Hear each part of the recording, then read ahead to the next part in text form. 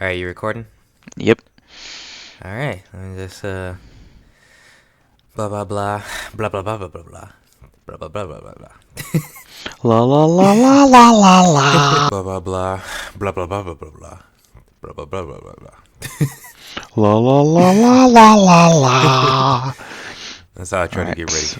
each All right, podcast. SpongeBob.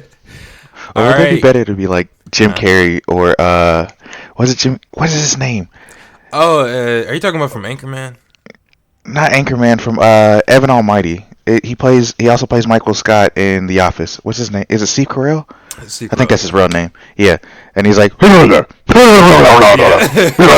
yeah. Cool. Anyway, go ahead. All right, guys. We're back with Sam in the studio, the virtual studio. For those of you guys who don't know, Sam has been telling us his life story. So far, we've gotten up to college, and today we're going to be finishing out from college to where he is now. So if you haven't listened to part one, go ahead and check that out. Podcast is available on iTunes, Podcast Addict, and Google Play. Hopefully, some more platforms such as Spotify by the time you guys actually listen to this. But you can check updates on the podcast on. I have a official Twitter account now that's linked to this podcast. So if you want to subscribe for more details or stay tuned for more details, check out at Joshua Michael Woods on Twitter, and it's just my full name, just at on Twitter for my at, or maybe it's Joshua M Woods. Actually, It's M. it's M Woods. Okay, Yeah. so check out Joshua M Woods on Twitter. I am double checking my Twitter right now. Yes, Joshua This M Woods. this man is in his own arena this morning. All right. Man, okay, look. I didn't set my alarm this morning. I'm just now on my first cup of coffee. You know, it is what it is. Just wanted to get that logistical stuff out of the way. So, Sam, how you doing this morning? I am here. It's raining, but No, I'm there's some thankful because storms blowing through so everywhere. I'm cool with this point of storm. There are people in like the South that have snow today, and they're like, "Oh my God, there's snow on the ground." It's like, welcome to winter, motherfuckers. it's it's been pretty mild as far as winter's been like in our areas. 'Cause, Shh. I'm If in Michigan, you're in Indiana, right next you to each keep other. you keep talking, the weather people might hear you. I know. They I'm kind might of turn scared it for off. February. It's exactly what that meme was, where Winter's hiding behind bookcases, Uh and you're huh. sitting there looking for it with the bat, and it's like, where's Winter? And we're up to January now, and it's like, all right, well, I know it's coming. I know that snow is coming. I'm not looking forward to it. I hate snow. But today you say you got some good news, right? I did, but we'll get to it closer to the end You of the want to get? story. Let's not give Okay, don't everything. let's not jump the gun. Yeah, Okay, let's but not it's jump good it. news. That's Hmm. any good news is nice. So how about let's start out for folks who may not have listened to episode 3, like your first part of your story. Why don't you give us like the or who haven't listened to it in a while, or for folks who are for whatever reason just want to tune in now. Why don't you just give us like a quick rundown of your story up until now? Just Okay. Up to this point in of part one. Quick recap. Yeah, because we Um, ended in college. Like you had just so finished high school. all right, childhood, parents died. Elementary school, super reckless kid, didn't care about anything, beat a lot of people up, got suspended a lot. Middle school, kind of flipped around, had some adversities there. Probably the most stable point of my life as far as um, home and house is involved, but was raped, molested. I honestly still don't know the difference. It's been about a month. You think I would have looked it up. In middle school by one of my teachers. High school pops around. Then there's a lot of adversity through high school, a lot of homelessness, a lot of just issues of trying to find a way to live, trying to find a way to survive. Um, at senior year, something I did miss. Senior year, February 2011 is actually when Mama Stewart took me in. So I kind of missed that part, but And so Mama she was. Stewart is she was our one of the teachers at our high school. Hmm. And the way she did it was really, really kind of cool. Um, Basically told me what I was gonna do and didn't ask me. And then after the initial, like, okay, so in the previous podcast, I told you about how I was working at Shorty Smalls on the weekends to keep getting checks, right? Yeah. So Mama Stewart found out about that. At that time, she was OG Stewart because that's what we called her in class. So OG Stewart tells me one day after I'm asleep in her class that I'm going to stop working at Shorty Smalls and instead I'm going to start working for her on the weekends. Mind you, at this time, she's like she's close to retirement age. She's like 60 something or somewhere close to there. Hmm. Um, so I'm like, okay, whatever, lady. And she's like, I'll offer you $10 an hour for the time that you work. I'm like, at the time, math was perfect. I was like, okay, $10 an hour to do the same amount of or less work for you on the weekends. Cool, that easy. And so she would come and pick me up from North Little Rock, drive to her house in Benton. I'd work for her for the day. She'd pay me at the end of the day. And the nicest thing about that is she paid from the moment she picked me up to the moment she dropped me off. So I basically ended up with like 2 hours for free. And then she also fed me, so she paid me during that time she was feeding me too. It was really a really nice setup or whatever. Yeah. Then a couple of maybe about a month or two after we started doing that, she offered for me to live with her, and it was just basically the stipulation was just be a good son. Yeah. So, yeah, that happened. That was good news. That's going into college, Yeah. getting into. People like that are just really like a blessing. It's just They are. Also, forgot to mention. Well, didn't necessarily forget to mention, but something that I thought of after the fact was by this point I've generated a lot of my lifetime friendships with you guys as well as teachers and stuff. And just to kind of expound on that, was the relationships that I built with you, the rest of the Wolfpack, other teachers and other people at this time were kind of, what's the word I'm looking for? Critical to me getting to a point where I could still be, as the original point of this podcast was, still be optimistic in the face of all my adversities.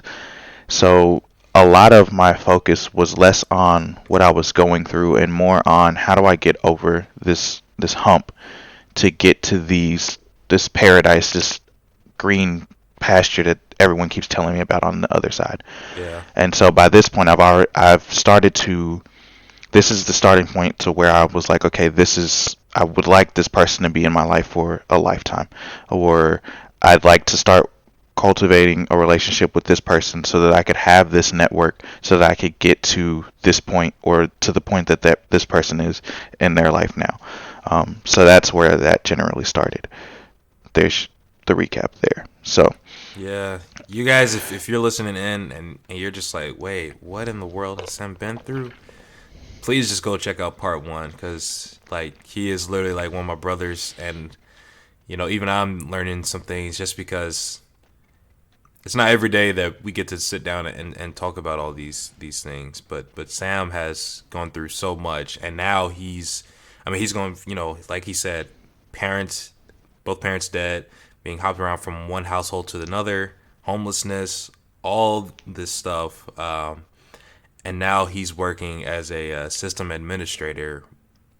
Like, I don't want to state how much he's earning, but he's living in a 2-bedroom apartment, and Mind it's your just business. him, and he's doing just fine. Mind your business. These hands lethal for you too, sir. I know. I just want to like. Actually, speaking of delivering these hands, we gotta after this discuss how when I'm gonna make another visit because we gotta do that soon as well. Oh, gotcha. When it gets warm.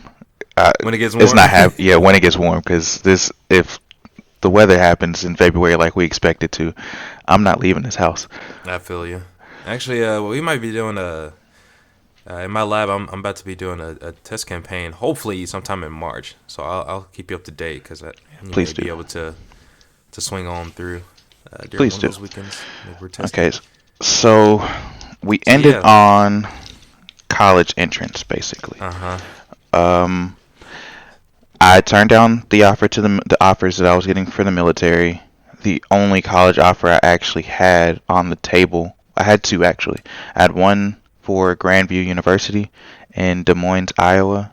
They Okay. are a private institution, and they basically tried to give me everything that they could. They were NAIA for sports. The way I found out about them was also by sheer accident, much like Southern Arkansas University. Um, they had a scout out there looking for women's players, and the Oh scout boy, where is this just going? happened. This he was looking for the scout was looking for the women's soccer team, like people to recruit for the women's soccer team, Mm-hmm. but stuck around for the our boys game in high school. So we're in the state tournament at this time, and stuck around for our game. Scout passes the information to the head coach, the men's head coach at Grandview. The men's head coach finds my head coach in high school, and my head coach Bergeau. for finds Bergeau and talks to Bergeau. And I don't know if you remember John Longajo or the Longajo family. So I That played sounds so soccer familiar. year round, Uh and huh. their dad was my coach in the summer. Okay. And so Bergeau and their dad were really close because all the Longajo brothers played for Parkview as well, and Bergeau was the coach.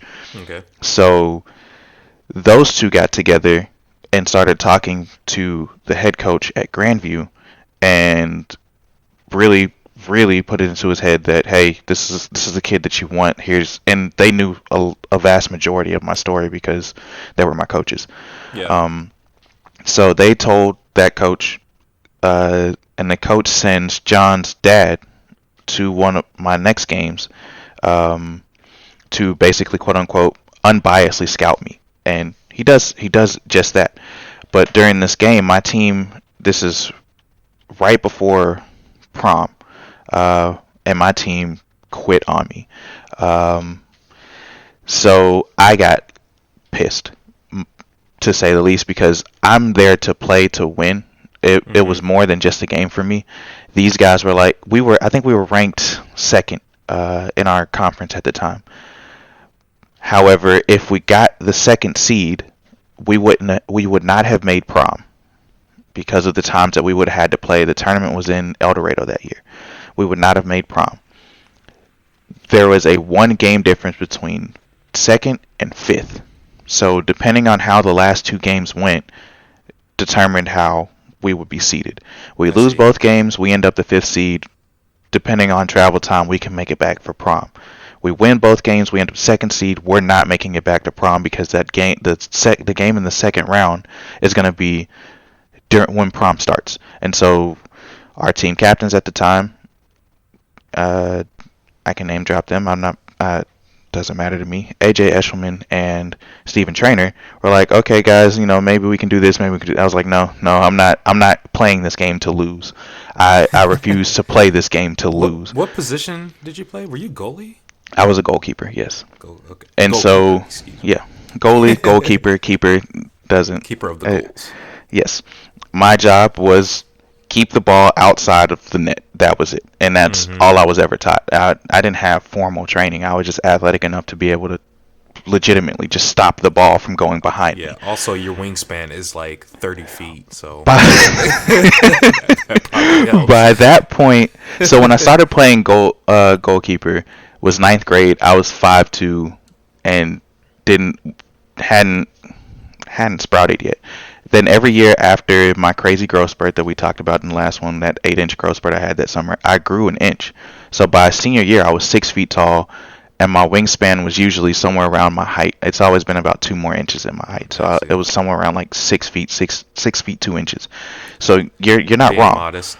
By that by that point, I could span the goal in a one-step dive. Oh Oh So my if you put gosh. me in the center of the goal, I could take one step, dive, and get to the post. But for some odd reason, everyone liked to play me in the air, even though I was tall, and it was like, I played basketball. I can still dunk the ball. You play it in the air. This ball is now mine. I, Man, see, this is what so irks me that's what it about was. tall folks. I'm 5'8", folks, and tall people sometimes they'll joke like, "Oh, I wonder what it's like to be down there." And in my mind, I'm like, you know what it's like. You were my height at some point, and then you passed me. There's no short people who are like, "Oh yeah, I remember what it's like to be tall." That's not how it works. So you know Are you what? sure? No, I'm Are not you gonna sure get that's on a not how it tangent right works? now. We're getting on a tangent right now. So okay, you were covering half the field with your hands. So So I was good there. Anywho, so this offer comes in, and they give me the max that they can give me academically. They give me the max they can athletically. I had the Pell Grant. They gave me some extra grants and stuff for my test scores and stuff like that. what was the tuition at Like that I school? think it was like 30K a year, 30K. or Okay. maybe a semester. I don't remember which, but I know I was like $3,000 or $4,000 short per semester is what I Okay. remember. So by this point, I'm like, okay, I've gone through all these things that we had discussed already, and I don't have the finances to be able to afford that kind of decision. The last thing Hmm. I wanted to do was to put myself under a ditch, basically, with financial debt, trying to go get an education that I can't afford. So to That's honestly what my decision at this point was based on, was how do I make a sound financial decision that will propel me forward in life after this, because I college see. or whatever, military would have been a 6 year contract, college is 4 years at least. Hmm. Whatever, I need to get past that point. I need to get to 2015 and beyond that. So what gets me there without having to owe someone, an arm, a leg, and my firstborn child Right. at the end of this? So it was really like Um, a cost decision yes, in a way. Yeah. You know how much hands tuition down. was at Columbia where I went to undergrad? Wh- I'm sure you're 60 about to. 60K a year. Good Jesus Christ. 60K a year, and they still can't afford to put a faster or an additional elevator in Hamilton Hall. For all my Columbia folks, y'all know what I'm talking about. Where you have class on the 7th floor, and it takes 20 minutes to get to from the first floor to the second floor using the elevator. It's crazy. I'm like, where's all that money going? But I didn't have to pay that much. But still, just throwing that out there. I didn't have to pay it at all, and I feel like you should get a faster elevator. Exactly. I'm like, where's that money going? That damn lawn That maintenance. grass is still green, man. It really is. Okay. So, basically, this became a financial decision. At the time that I was looking at Grandview, still hadn't heard of Southern Arkansas University. Southern Arkansas University's letter comes in the mail. I'm looking it up, and I go and take a tour of it. After Parkview was like, "You guys are seniors. We're done with you. Get out of here." And of course, exams are over. You're out for the next 3 weeks. Come back for graduation. We'll see you later. Oh, so this is So like in April, this May-ish? is April, Mayish. Yeah, all of Okay. this happens at the same time. I see. Um, it's fast paced. So I go down to Southern Arkansas, take a tour and everything. I don't even remember who my tour guide was. I don't even think it matters. But no, I didn't go. They came to me. Coach Keppel was the head coach there, and he was For the soccer or for football? football for Southern. Okay. They don't have a soccer team. Oh, So gotcha. this is how this is where I realized that the world is small. So after we get kicked out of school, I still like using that term, kicked out. After we're done with school, I go back to Henderson, and I'm just visiting with old teachers, just catching up with them or whatever, Hmm. and I'm telling them the same story about college, and they're asking me about if I'm playing sports or anything. Well, one of my gym teachers from middle school, Coach Keppel, the sister of the head coach at Southern Arkansas University, tells me, "Oh, hey, I know of Southern Arkansas. My brother is the head coach there now. Wow. If you want to play football, I'll call him up." Calls him up on the spot. Small world, they graduated from Parkview, class of 1976. So at this point, it's like, oh, we're talking or whatever. He travels up as the head coach. Head coaches don't typically do that for the recruitment. Like, recruits come to the head coach will talk to him, but you send out scouts typically. It's a D2 or whatever, so he would have sent the assistant coaches to, or the graduate assistants to go do the recruiting. He comes on his own. I bombed the tryout. I don't remember making a single kick. I had a really strong leg, but I was playing soccer by that point. So I don't remember making field goals. He and Hardiman were talking or whatever, and half of getting into college is like, can you do it? Can we also teach you to do this better? Yeah. So I'm missing the field goals, but I'm still kicking the ball like 60 yards in the air, and like from a field goal range. Then they tell me to do kickoff, and I'm bombing the thing to the back of the end zone. It's like, so kickoff, you can tell I still have a really strong leg. They tell me to do punt, but my punt is off because I always learn to punt rugby style. So soccer, I punted sideways, side foot or whatever. They wanted me to punt straight up and down, like moving straight up and down. Gotcha. It was weird. Anyhow, so I absolutely failed the tryout in my head.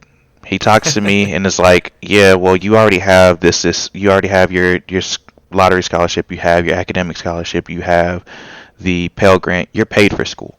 So even if I wanted to offer you, like, if I could offer you the scholarship, and I would offer you the scholarship, I can't give it to you because you're overpaid.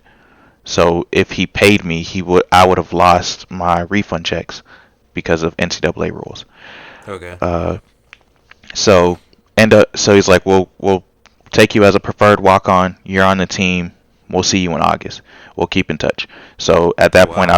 I've made a football team for a school I haven't even actually fully been admitted to yet. So I finished the application for SAU, knew I was getting accepted, got accepted, and then went down for my orientation and stuff. And that was the story of how I ended up in college. So So what was your whole? What was behind the desire for wanting to be on the football team? for me, all through high school and up to that point, the more free time I had, the more dangerous my mind was to me. Uh, So if you gave me free time, I didn't know what to do with it. hmm It originally I started playing sports, so I had to spend less time at my non-existent home because I was homeless. Yeah. So more time at school, less time figuring out what I'm doing at home. And then as I got more stable, it was like, okay, well, now I have this structure. I have this set amount of time. I get done with practice at 7, I get home at 7:30, 8ish. I eat dinner, and I have to do my homework by 10. hmm And I mean, we both know I didn't do my homework, but that was That's I faked it. a good question for another time. I was able to fake it. But Fake it till you make it. that stability there assisted me in college, which was hmm I had my classes 9 until 1 ish, 9 to 2 really. Um, Practice was from 2:30 to about 5:36 because you had film and everything else, and you had dinner or whatever, and then you had study hall. So Yeah. I'm getting done with practice at 6, dinner at like 6:37, and then I only have 7 to 10 ish to be doing homework. So, So you but have to do it during that time. to give you a quick flash forward on that, when I stopped playing football and had that extra time between 2 and 6, all I did was go back to my room and sleep. I was just taking Yeah. naps. So, uh, so this is I've been accepted to college. Yeah. I get Real into quick. college. Yep. Sorry, I just want to hit on that because that's something that really resonates with me. Like just filling up your schedule with things, and I guess making a schedule and making sure that you have like set things going on and not a lot of free time.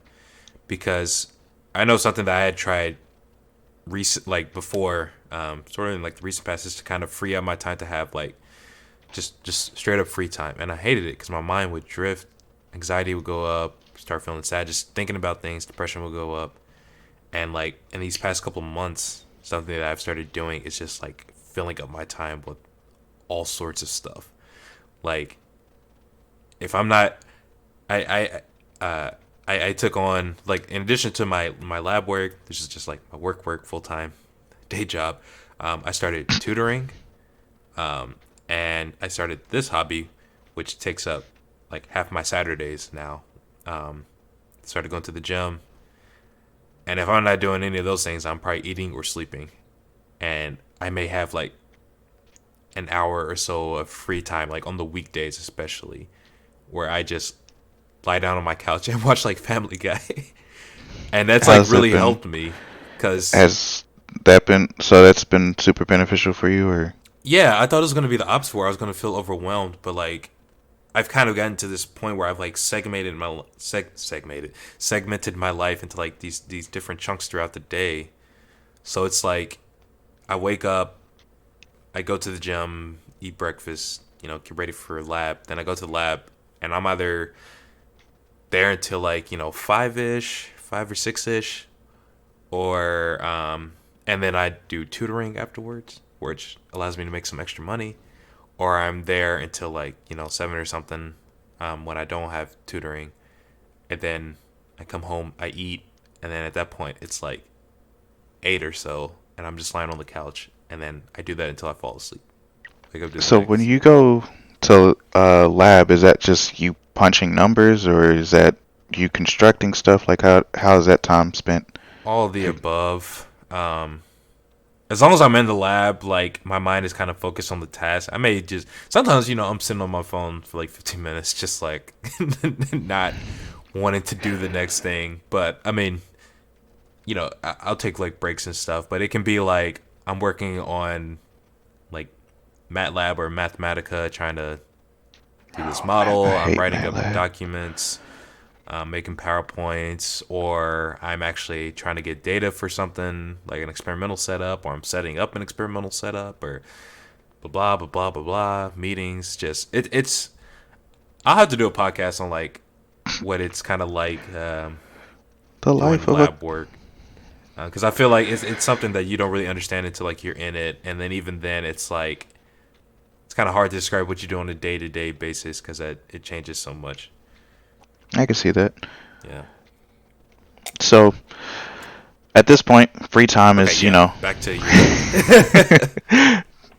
free time is just, is a blessing and a curse, I suppose. Hmm. But it like I said, it gave me structure, and that was what I lacked the most was structure and stability. Freshman year was pretty smooth. Um, didn't have a whole lot of problems. Didn't do your typical college kid. I'm out of the house. I'm gonna go act buck wild. I went to class, went to practice, did my homework, got a 4.0 for my first year. Made the president's list. Never made the See? president's list again. Um, I actually never made a list again because of how weighted classes go. I can still tell you my GPAs. It was a 346, well, 4.0, 4.0, 346, 346, 34, 28, 22, 18. One eight. We 18. Wow. Or was that Okay. So last? Yeah, we'll get there. yeah. So freshman year, not bad. Go to class, go to practice, do my homework, 4.0. At this point, I'm like, man, college isn't that bad. Like, y'all told me this was going to be hard. I'm remembering what all our teachers at Parkview were saying. Like, yeah, they're not going to do this in Parkview, and you're not going to have extra credit in college. And I was like, yeah. Yeah. And that whole thing about like going to use the bathroom, it's like people just get up and walk out, or Right. you They're have to like, be like on time, and it's like I've had eh, classes where the professor just didn't show up. at all. Like, Like, and it was like for a good chunk there, you were like, is there an actual rule for when I'm allowed to walk out for them not showing up?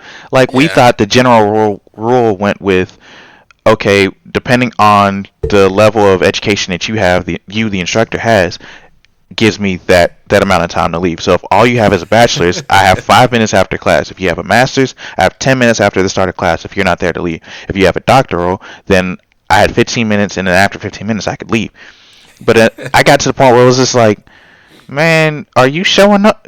If you're not showing up, let me know so I don't show up. Like, Yeah. I would look forward to canceled classes. There were just days where it's just like, I really, really don't want to do this today.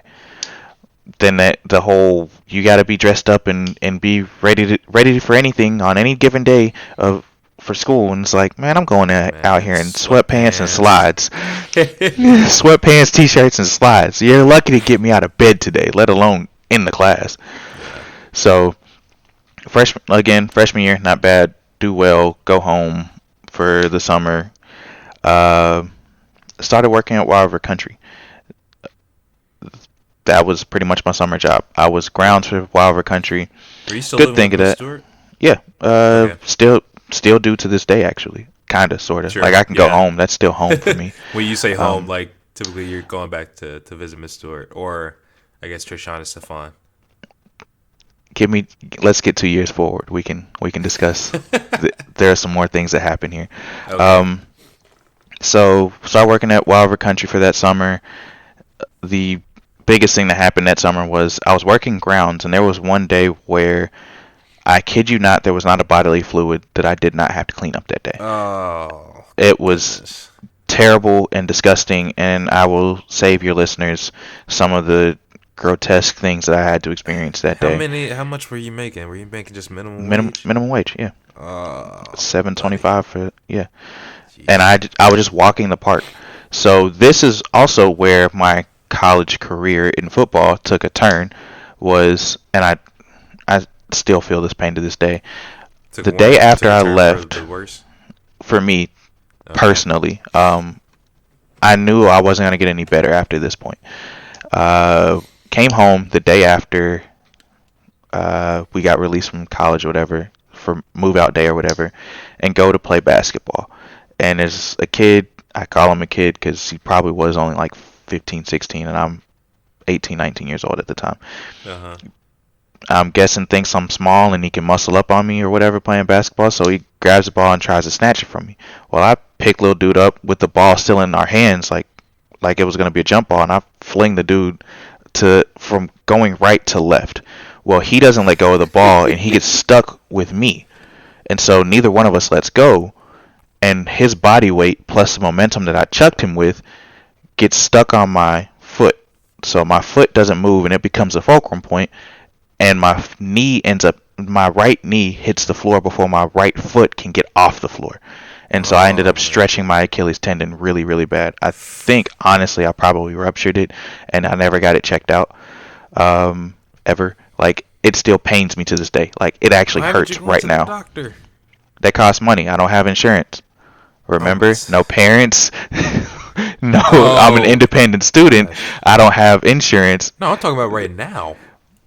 It still It, costs money. bruh. Okay, we'll talk about this offline. So at this point, and this is what working at Wild River Country, why working at Wild River Country was such a staple.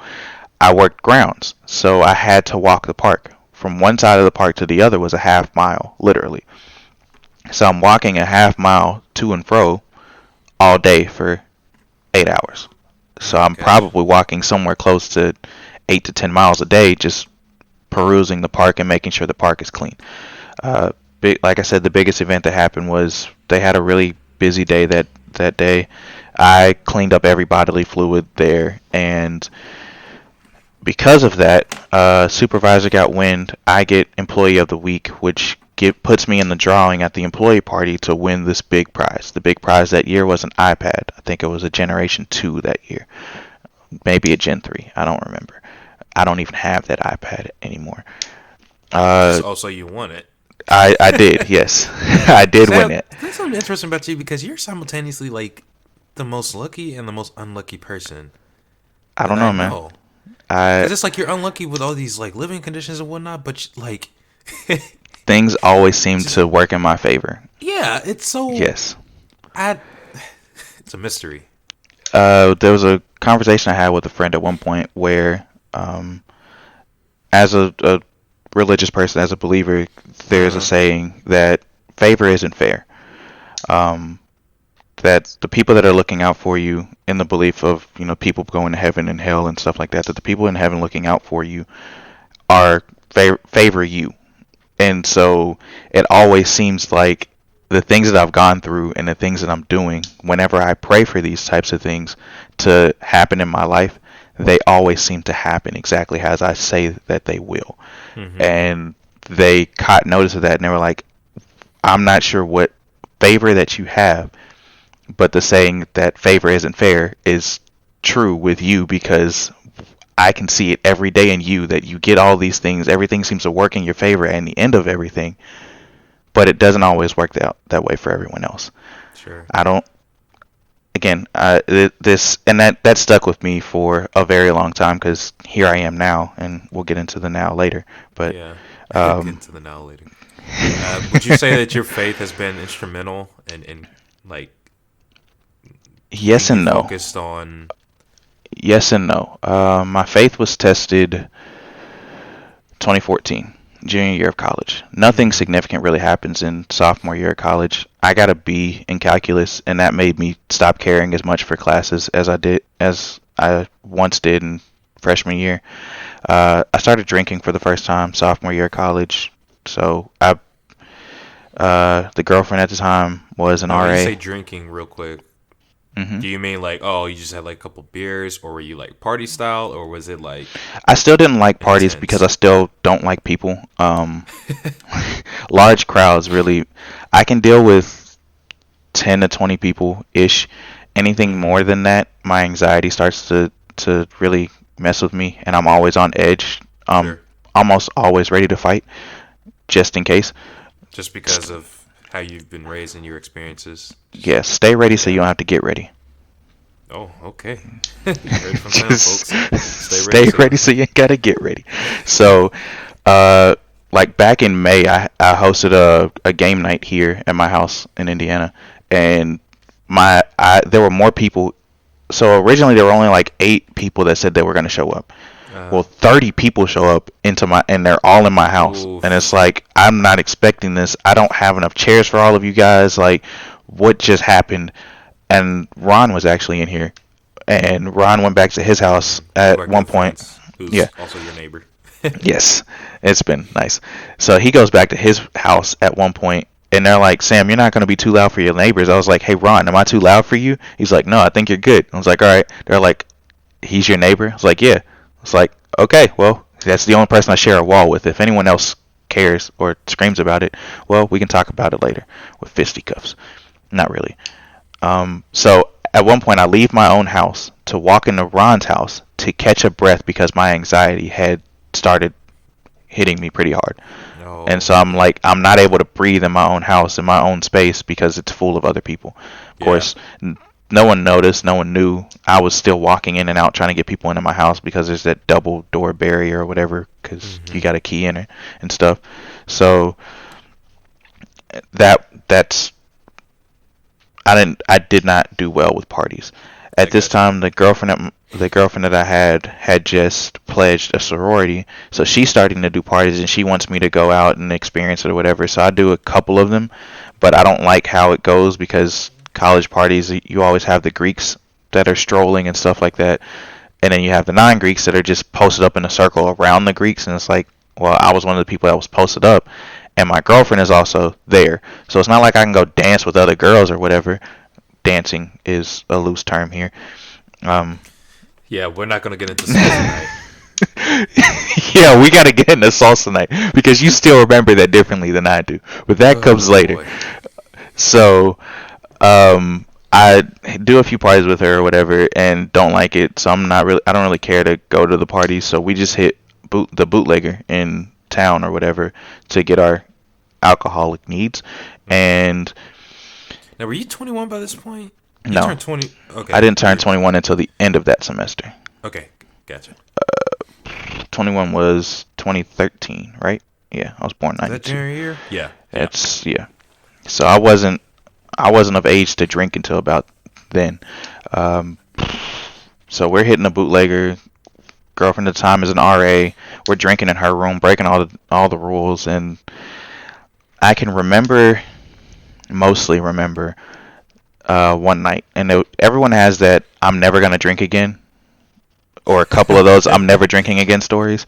Yeah, this one was one of those where it was like I really, really at that time didn't feel like I could ever drink again, let alone live. I Because I spent the money on it, I'm that person that I'm not gonna waste anything because of Oh my the gosh. adversities, and I also spent the money. So Those are everyone two stopped drinking, deadly, and I was like, deadly "Yo, combos. we're finishing. We finishing what I bought, one way or another. Either we're finishing this alcohol, or I'm finishing this alcohol." Sound like Kylo Ren. I will Hey, finish what you started. I hope you didn't just spoil something from episode 9. I still haven't seen that. No, dude, that's from episode 7. Oh yeah, yeah. Look, I haven't rewatched them yet. Anyway, We're both huge Star Wars fans, so. I am a nerd. Yes, I associate well. So I that night I went through two 24-ounce cans of strawberries. Oh my gosh. Only one was meant for me, but girlfriend didn't like it, so she threw up a little in her mouth and was like, "Yeah, I'm not drinking this," so I finished it for her. Then we had Quality House vodka. This is That one vodka is the reason why I have the rule that I'm not buying anything in a plastic bottle ever again in my life. Oh my gosh. Quality Why House were you vodka is drinking so terrible. much? You Uh, could save it for later, Sam. no, you can't. You can. One night only. Where are you So, getting these rules? I don't know, the streets. The streets. Okay. So you So, drink a bunch. Too much, one might say. yeah, I drank the pint of Quality House vodka, the 2 cans of, I'd never heard the saying at this point, beer before liquor, never been sicker. This is the night that I learned it, after the fact. The way I knew I was drunk was because I was talking about one of the other kickers and how when he gets drunk he loses his balance. While talking about him, I fell over. And I was like, "Oh, well." Like, I fell over standing still. This is how I know I wasn't moving, I wasn't walking anywhere. I was standing still, and then I just hit the floor, like, KO'd. And at this point, I was like, all right, I know I'm done. I'm toasted. But I've also had the Quality House. I've had the 2 cans of Strawberritas. I've had some Mad Dog and some Four Loko. And half a bottle of Seagram's extra dry gin. This is all I can Gosh, afford monster from truck. the. This is all I can afford from the bootlegger. So Talk about all you can afford. That's yeah, well, more not than afford. This enough. is all that I could get from the bootlegger. So it's not Oh, like my choices yeah. were, Kroger style liquor store or anything. I only had those choices from their refrigerator. So by the time I get done with half this bottle of gin, that's about when I fall over, and they're like, "Okay, well, it's time to take Sam upstairs. We're done here." Get to upstairs, girlfriend's hungry, and I'm meticulous about a lot of the things that I do. So my keys are in the same pocket, my wallet goes in the same pocket, my phone goes in the same pocket, regardless of what I'm wearing or what I'm doing. Um, Everything has a place for me, both in my life and structurally and stuff like that. Mhm. So she's hungry still because she threw up, so she doesn't have any food left in her, and she stopped drinking. Oh my god. You're So still going. she goes look. She's like, "Okay, where are your keys? I'm gonna go get some food." So she's looking for my keys, and at this point, I'm still skinny enough to still be in the fad of wearing gym shorts under my whatever I'm wearing, pants, shorts, whatever. Like, you Mhm. never know when a hoop session is gonna pop up type stuff. Sure. So I'm sleeping in my gym shorts, so my cargo shorts that I was wearing are on the floor. This is where I learned how Sam gets sick. I am absolutely positively okay until I get hot. The moment I get overheated, my body will just bleh. And Ugh. so I'm not sure if it's a feature of feature, that's probably the wrong term, of women everywhere, but every girl I've ever been with cannot sustain her own body heat. She's like a furnace. They're all like furnaces, just giving off heat. And it doesn't make sense. And so she's giving off body heat. We're under the blanket. She rolls over to go grab for my keys. Her body heat hits me. I turned into like Scary Movie 2 projectile vomit everywhere. Oh, that's gross. Everywhere. So she's like, "Oh my God, what's going on? Sam's puking everywhere." So she goes to get the other RA that we were drinking with to get her help. And she had a king size bed in her room, and I covered it. I covered the sheets and vomit everywhere. They get back to try and help me out, and I've found the rest of the the bottle of gin in my pockets, and I'm like, well, I just threw up. I want to drink some more. Sam. So I'm sitting there trying to drink, and they slap it out of my hands, and my drunk ass is on the floor trying to drink it off the floor. It was that, yeah. So that's about as eventful as my sophomore year gets. Oh my gosh. If you want to hear some good highlights, I became a president's ambassador. So Oh, nice. that year, I went for it at the end of my freshman year. I think I only got it because of diversity, but it didn't matter. It was another scholarship. So that basically meant I gave the tours of the school and did the recruiting calls and stuff like that that a lot of admissions offices do or whatever. So I got that job. That was like a $1,200 per semester scholarship, and sophomore year was really good for me. That for that. Junior year, it got a little worse, just because of I started declining. But junior year is where Declining in college. what sense? I got senioritis sophomore year. I just wanted to be done with school. Might say that's a bit early. You might, Senioritis. yes. One I might wanted say to be that. done with school. Everything was too easy. I didn't feel like I was challenging myself.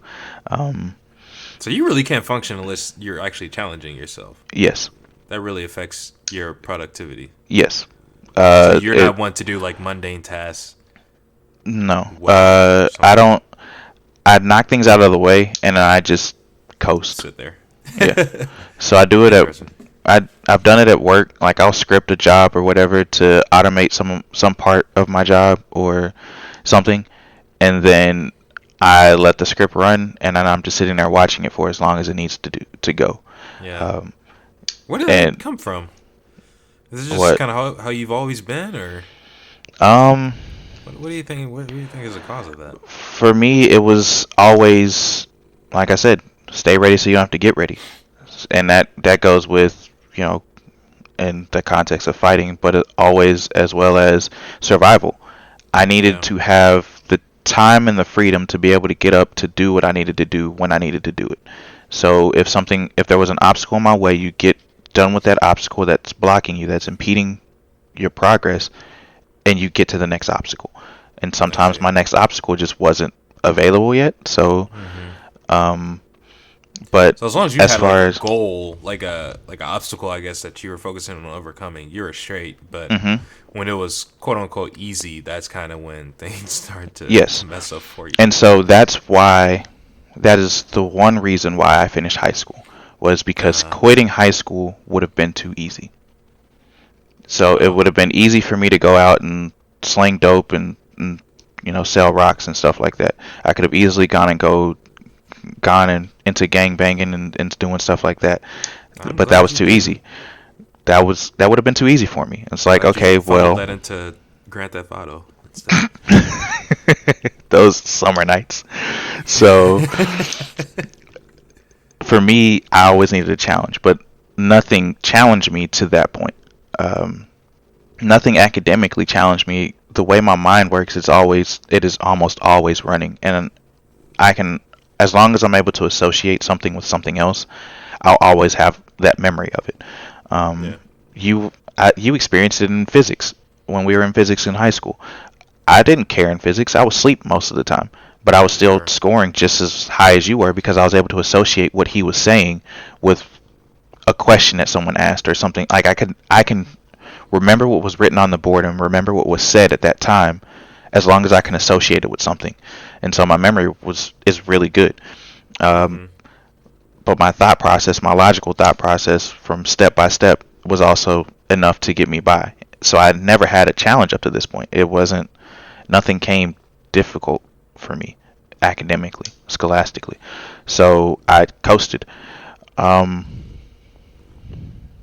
what else happened sophomore year? Can you hear my cat purring? No. Okay, good. 'Cause she is just on my lap, just purring away, and I'm just She's having a letting good her do old her time. thing. Yep, just having a good old time. So, Okay. So you started sophomore coasting year, pretty much after sophomore year. yeah, because Where were you working during the summer between sophomore and junior year? between sophomore and junior year of Uh, college, yeah. uh, Were you back at Wall River Country? I was. This is where things start getting dicey. This is That's actually 2014, right? that's 2013. You Yeah, right. Yeah. that's Okay. 2013. This is where things start hitting my decline. So Mhm. that summer, before that summer hit, there were interviews for positions at Wild River Country. Some, well, for the management team and stuff like that. I was going for the grounds manager because I was like, I did grounds, why not do grounds again? Excuse me. Girlfriend at the time was going for cash control because that's basically what they were training her for anyway. She was doing food, she was always working with the money anyway. Mhm. Well, we get there and I interview for the grounds lead, and they tell me they want me for cash control instead. I'm not thinking anything of it. They're like, hey, it's $10 an hour, and basically all you do is count the money and make sure people have money in their drawers. Okay, well, that's fine by me. Find out later that during my girlfriend's interview, they were questioning her character and all this stuff over the course of her being 14 and working at River Country to when where we were then. So we're like 2021 at this point. I think Mhm. we had just turned 21 by the time these interviews are happening. So she gets, teary-eyed and doesn't get the cash control job because I got the cash control job. So she doesn't take they offer her they offer her the food services lead. So not supervisor, lead. So there's like general people, lead, supervisors. And then so that would have made me her boss, and she was like, I don't think you get the principle of this. This makes you my boss after you working 1 year at this place, and you didn't even work with money, and they put you in a position with money, and then they put me back where I was and just gave me a lead. So yeah, no, I don't want to work for them. I'm done with them. So she doesn't go for the job. um, we get back from school for the summer. I have that job, she doesn't, but we were with her mom at the time in her mom's 1 bedroom apartment, staying on the couch, or pallets or whatever, making pallets on the floor or whatever for sleep or whatever. Yeah. And one day her grandma comes, and honestly, it still pisses me off. Grandma was always lounging there, like always. And I guess she felt threatened that we were taking her spot or something, because she came back talking shit. She was like, well, why are you letting them over here camping up and shacking up in your house or whatever, blah, blah, blah, blah. So they get to talking. I was like, you know what? Cool. You guys want to talk shit? I'll just go get an apartment. So I got up that day, went and found an apartment. Found an apartment complex that would accept me with the rate that I was making, and with the just small level of rent. I didn't have any renter's history. I didn't have credit at the time, Yeah. so I had to pay an extra security deposit. I had to pay all this extra stuff to get in there, and we were staying at Chenal Lakes. Uh, yeah. So get this apartment with this girl during the summer just to survive or whatever, and we have nothing in the house. It's just my TV and Xbox and stuff, and we're staying on an air mattress like the entire. I never furnished that house. Ended up getting Why blessed not? to get a couch just solely because and this couch is important. Remember this part. This Okay. couch is actually important to me, to this Do story. you still have it? I don't have it anymore. I Okay. did give it away because of what it signified after the fact. Okay. Um, so my sister, Trayshawn and Stefan's older sister, they have an older Uh huh. sister, Alexis. So she had come back from deployment, and she moved down to Arkansas for a little while Uh before she huh. moved over to Texas. And she found somebody that was willing to sell her a mattress, pretty much brand new mattress or whatever. The guy was moving from his house or whatever, and so I had a truck. So my sister was like, Can I use your truck to move this bed or whatever?" So I go to help her move this bed. Bed's too big for my truck because my truck has the camper on it. Yeah. But while talking to this guy, he's really adamant about getting rid of everything in his house. So he's like, "Hey, take a look around, see if there's anything you want. If you want it, we can discuss a price or whatever." I was like, "Okay, that's fine." So I walk upstairs to go look at stuff, and I see this leather green couch, and it's real leather. It's not like pleather, like the plastic leather type stuff. It's a real leather. It's green. It's like really well taken care of and everything. And I was like, "This couch is really nice." He was like, "Do you want it?" I was like, "I mean, I do, but I don't have the money to give you anything." And so he's starts asking me about my life or whatever. And he's like, "Hey, are you in school?" I was like, "Yeah, I attend school. I play football." He was like, "What position do you play?" Of course, everyone is looking at me like I'm 6'1". I got to be a receiver because I'm tall. He's like, "No, I play kicker. I'm scrawny, dude." Like, and so he's like, "Oh, did you play soccer before you played kicker?" I was like, "Yeah, how'd you know?" He's like, "Most kickers that I know probably play soccer first." He's like, "My daughter plays soccer. She plays left back." And so my eyes get big. I was like, "She plays left back." I said, "Is she fast?" He's like, "You know it." And so we get to talking about his daughter or whatever, and he's like, "Do you have any pointers?" So I just give him a couple of pointers. He was like, "You know what? For that conversation, you can have this couch." Wow. And so gives me the couch. So this is the only piece of furniture I have in there at this time, in that house at this time, apartment rather. This is the same summer that this is the summer after I won the iPad, but this summer in particular is the one that everything started going downhill for that relationship personally for me. This is the summer that I saw Miss Norwood at Wild River Country. Oh goodness. And we were talking about it in our Facebook group. I'm positive that post is still there. I would go look for it, but we don't have the time for that right now. So we were talking about it, but I was at work when we were talking about it. The iPad is at home, connected to all my stuff, with the girlfriend who doesn't have a job. So what does she do? Except goes to see that Facebook is popping off, so she goes and looks at the post. She gets upset, and I'm guessing she's insecure about the whole situation or whatever. I get home, and she's hell of upset. She's like, "Do you got anything you want to tell me? Like, talk about it or whatever?" I was like, "No." She was like, "How was work?" Same as every day. "Wow, what's up? What's going on?" And so she throws the iPad at me, and I'm like, I see what's open. I was like, "Oh, okay, I see where this is going." And by the time I could look back up at her, she hit me in the face. Ooh, like I don't know if it was a slap or a punch. All I know is I saw red, and I was like, "I'm getting out of this house." Yeah, contact was made. I need to leave because if I lay my hands on you, again, I've seen domestic violence. I've seen domestic violence to a point at this time in my life where I've seen the aggressor be the person that gets away with it. Not the victim is the person that goes to prison, not the aggressor. So you just chose to remove yourself from the situation. Yes, I left the house. I called Stefan, told him to pick me up. I was like, "I don't care what you're doing today, but I'm doing it with you." And so I just rode around running errands with them all day. She called several times crying, talking about how she was upset and she was sorry and she didn't mean it and apologized, whatever. But mind you, this is like July.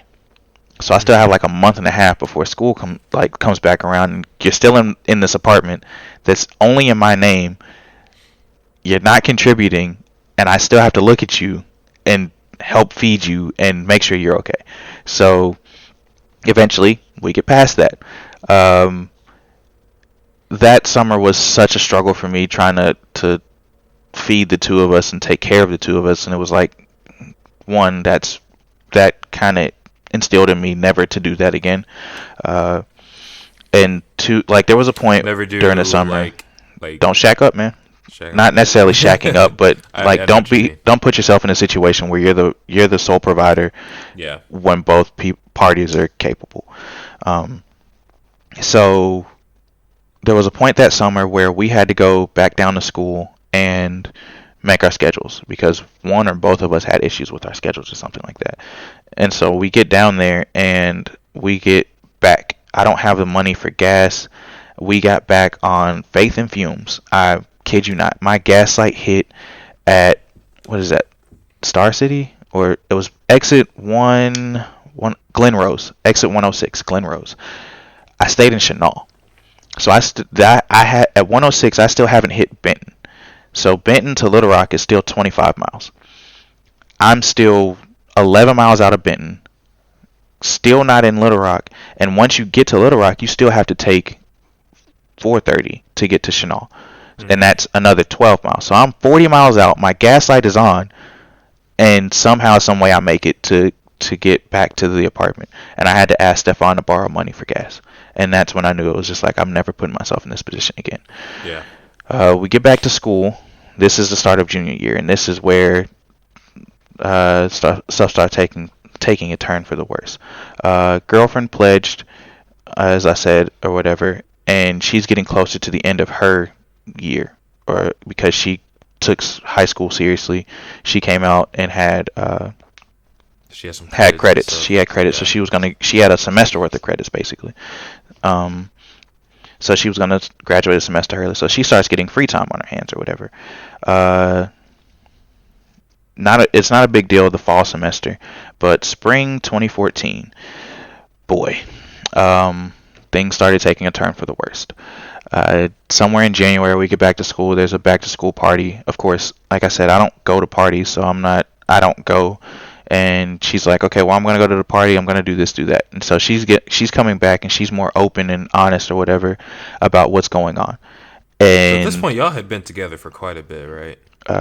yeah, Yeah, like so years, right? So at this she's point, we've been together going on 3 years consecutively, yeah, like in and I'm just trying to our hone in because I seriousness. know relationships are very important to you. Not just like girlfriend, boyfriend, but like anybody who you build a relationship on. It's like you hold Yes. them really close to your heart. Like Hmm. it takes a lot to let people in on that level. Yes, because of the things that I've gone through, I don't have a high trust in people. Um, Hmm. People will fail you. But once you do, Then there's an expectation that you won't do those things. yeah, and it's hard Um, for you to like in those relationships, right? yes, Yeah. there are a couple of relationships that I wouldn't mind ending now, but I can't because it's not who I am. I would much prefer to try and help or to try and still be, available to people because I pride myself on not switching up, basically. Yeah. I don't want to change the type of person that I've ever been so that you still receive the same Sam that you've received back in 2011 as you would in 2020. So January 2014 is where everything starts hitting the fan for me. She starts coming back from parties telling me what's happened and about all this stuff, and I'm not stupid. So I know the people she's hanging around. I know some of the things that they're doing or whatever. It's easy to put And two and two together. yeah, so they're out flirting and being young adults. That's us at the time. Um, Not surprised by it at all. It's college, and to be honest, looking in hindsight, it's 2020. I took some of her best years away from her. Like, you wanted to be in this relationship at this point, like that's what we wanted. That's what we were doing. Yeah. The reason that this was so crushing at the time was because one, I told her exactly how things would go in January, and they went that exact way by April. And two, I was looking at rings. So Oh, you're I getting was getting prepared to propose to her that summer. Like, I'd already talked to her parents and everything. Everything was going well in my mind, and I had narrowed it down to like two options. I was doing it for the most part on my own because I didn't want anyone else to spoil anything. Because again, I don't like people. I don't trust people. So I'm like, yeah. okay, well, I remember these things. The only thing I need now is her ring size. And I'm sure she'll drop that at any point in time in conversation because that's all she ever wants to talk about anyway. But then crap starts hitting the fan. So Yeah. So goes to this were you party. looking at rings? Because you said like you had Hmm? imagined things like in January. You imagined like things were going to go a certain way. By April, they had hit that Uh, point. So it when hit were you starting to like shop turntail. around for like rings? I was already shopping around for rings Oh, by by January. January. Yeah, by that Oh, January, I okay. was already doing it. What Um, was the? I guess what was the mindset that you had to like, despite feeling all these turbulent feelings about how the relationship was going, that you still wanted to possibly get engaged with this she person? was she was still she'd still been there for me through everything. Through everything that Yeah. I've been through, she was always that staple, foundation for Hmm. me to always talk to be open with, to be free with. Uh, that I didn't have to hide who I was with her. Um, Yeah, that's very important. I can so see. Yeah. I, although we had been through some of those things, like I said, I felt like we had worked them out and we can move on from those. Never had a didn't don't feel like I ever had another situation at that time anyway where I was ever gonna lay hands on her or anything like that. She was, like I said, really close to my heart or whatever. Um, Yeah. so January rolls around. They get to flirting, and she's like, okay. At this point, she has to start thinking of paper topics for her classes and stuff like that. And she Mm-hmm. picks, can people in a relationship have platonic relationships with the opposite sex? Because this is what she wants to build. And I was like, you can. I fully believe you can. But you, in particular, specifically, cannot. Because you don't know how. So, Oh my god. write your paper, do what you please, but you, in the way you are acting in the company that you're keeping, are really, really pissing me off and pushing you to do these things knowing that I'm sitting here. So at this point, junior year, I am on the football team. I still have 15, 16 hours of class per semester. I am a President's Ambassadors. I am also an RA by this point. So my days are maxed, like to the brim. Yeah, it sounds like y'all are going in kind of like two different directions, really. Yes. So my days are maxed. Her days become free because she doesn't have as many classes because she only has 2 semesters left. So So this is January 2014. yes, Like 2014. semester, it was spring 2014 Yes, semester. Okay. 2014, hands down, is the You know worst what? year of my life. I remember this starting to come through fruition because at this point I was doing my internship down in Houston. Yes. And I know I had a lot more free time to actually, because I was at Columbia, I didn't have my 360 to play online, but now that I was down in Houston and I was working just sort of like a regular 9 to 5 job, I could actually get on and talk with you guys. Mm-hmm. So I remember, And yeah, so some of this started coming up then. So January rolls around, everything is everything. For February, for Valentine's Day, the sole reason again that I was okay with looking at rings at this time was, again, I was financially motivated. My refund checks by this point were somewhere in like the $4,000 to $5,000 range because I was doing so much per semester. per semester. Oh my lord. I got free room and board for being an RA, so I didn't have to pay that $3,000 a semester. I was still getting a full Pell Grant. I was still getting the full Arkansas Lottery.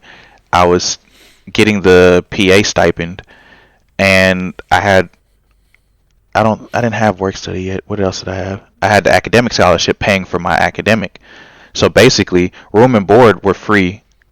Classes were free.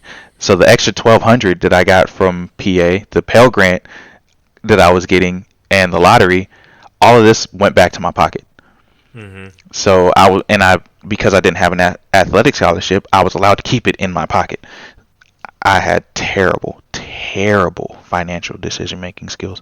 I wish that I wish someone taught me financial literacy, but hindsight's 2020. Any case, Yeah. so February rolls around, we go to Dallas for Valentine's Day.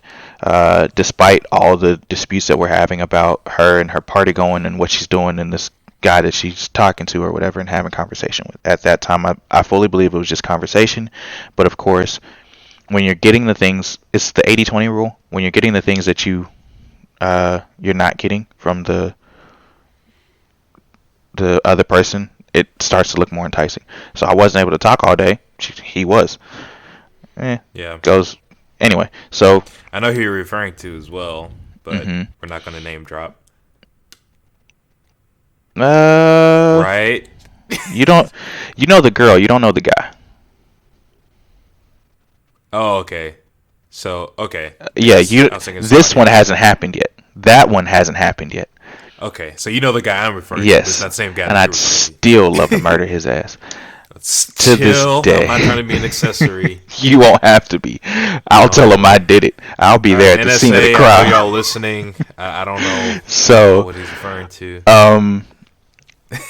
so Everybody by this listening is point, like, the what guy is going on? because this guy is on campus or whatever. So we go to Valentine's Day, have a decent Valentine's Day.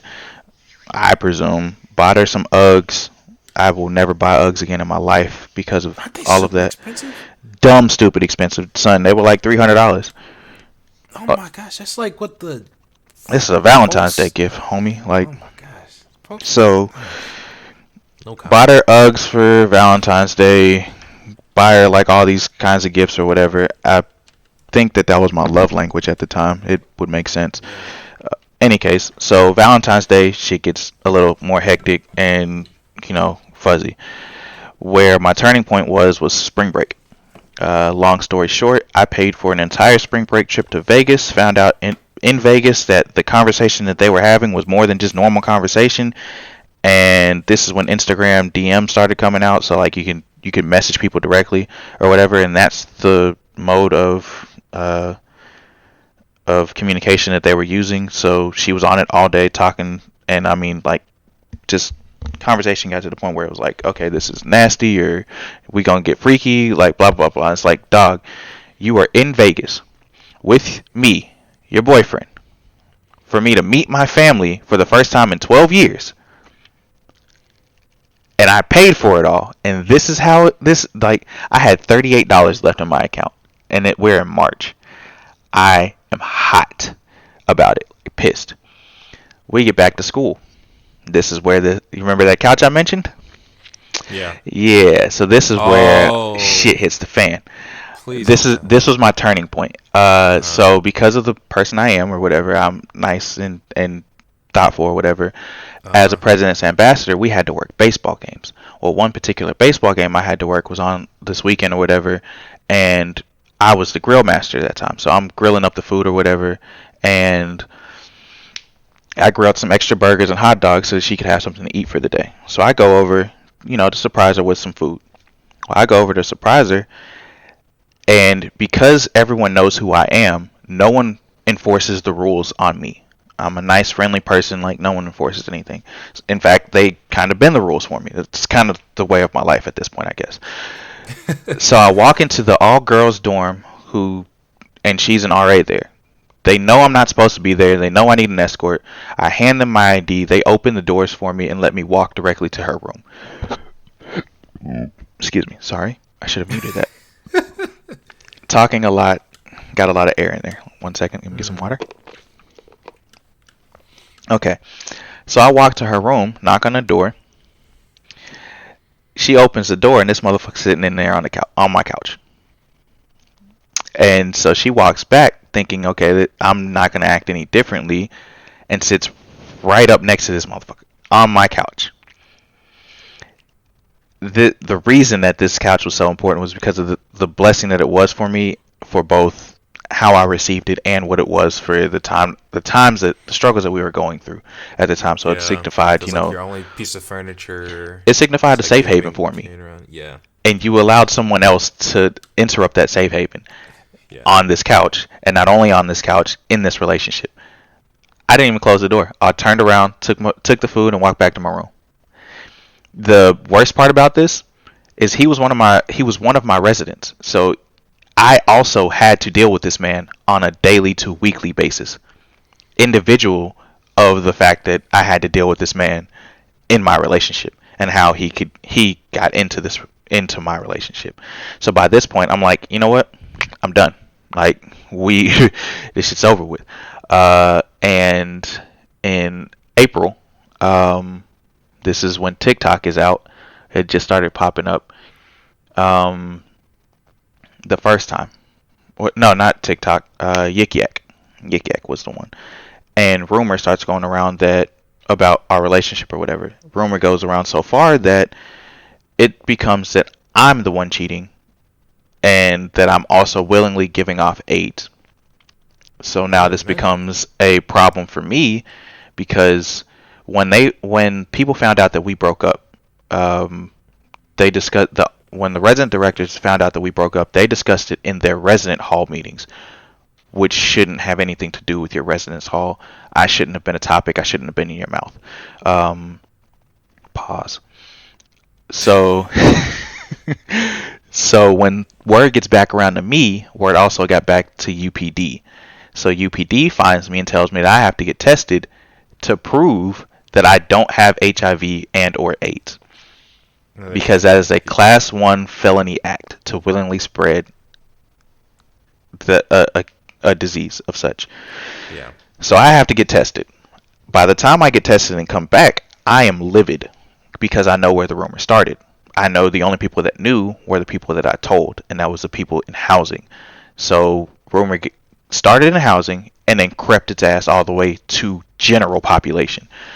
And so by this point, I go to the housing office and I'm cussing everyone out and wanting to fight everyone because they've now put everything that I've worked for up until this point Yeah. in jeopardy. I It's like have, not only has this relationship that's kind of sustained you through so much, has kind of ended, but it's kind of had this ripple effect where it's starting to affect your future in a sense. yes. And so at this time, I have like a 3.6, 3.7 GPA. I'm doing well. I finally Found see a light. peace for yourself. Yes, I finally see a light at the end of this tunnel. And then it got snatched from me over some shit that I had no control over. I didn't control that rumor. I did everything that I was supposed to.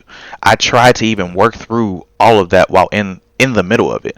And so they basically told me they would fire me or could fire me. I was getting off a lot of red flags and sent me to the therapist on campus to talk to him and like uh, release some steam or whatever. So I do that. I talk to him. He gets wind of the entire story that we've been talking about up to this point, and he prescribes me antidepressants. I took that crap one time, didn't like how it made me feel, flushed them down. Well, no, I didn't actually flush them.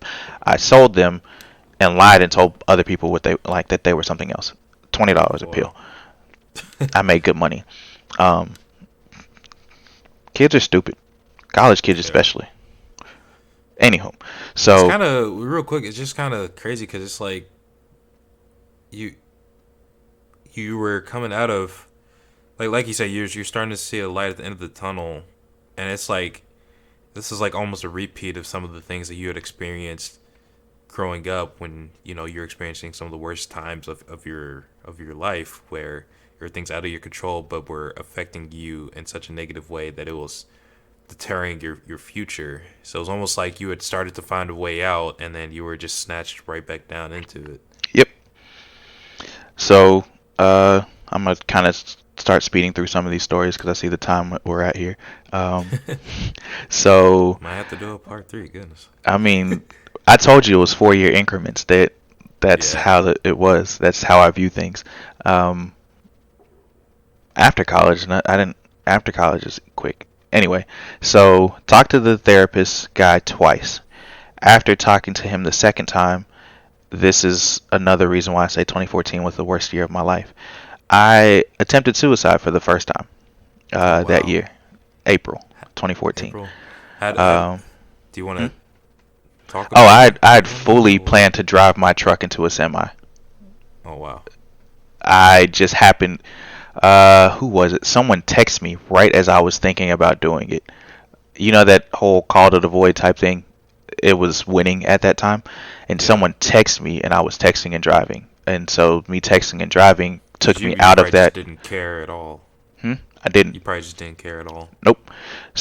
I can't remember who it was that texted me, but someone texted me. It pulled me out of that call to the void funk and I corrected my vehicle. And just drove back to school. Um, But you can't remember that's for the life of me who that was now. you you weren't really telling this though to like me or anybody else, at least in the group that I was aware of. No, So I so wasn't why open not? about it. I wasn't open about any of these problems because the way I always speak about my issues, I realize, well, not even just myself. I realize when people speak about issues, they always speak about the bad things, and it's always one-sided and biased. So I didn't want anyone to, if you guys ever had a relationship with her, I didn't want you to generate a bias based off of what I was telling you guys. So, Mhm. um, I kept all of that away from you guys for the longest of time. You guys didn't know about any of the problems that I had coming from that relationship or any of the attempts on my own life until well after I was at a point where those were no longer a problem to me. Yeah. So you guys didn't find out about any of that until December 2014, after everything had already happened and after I got to a point on my own where I was like, you know what? I know my worth. I know my value. Well, Mhm. Well, I think maybe not value, but you told me earlier because I I think I remember you mentioned told me it at to you the the summer. start of summer. Yeah. Yeah. I think I mentioned it to you during the summer. I don't remember Cause I remember. Well, one of the things I remember is because I ended up getting that Battlefield Premium Pass for Yeah, you. I think because I was I like, think all so. right, Sam's in a rut. We about to just play Battlefield, and Yes. that was So, fun. That was fun. We um, regardless, we had some Battlefield was popping off that summer. I remember. so April 2014, I had an attempt on my life. Yeah.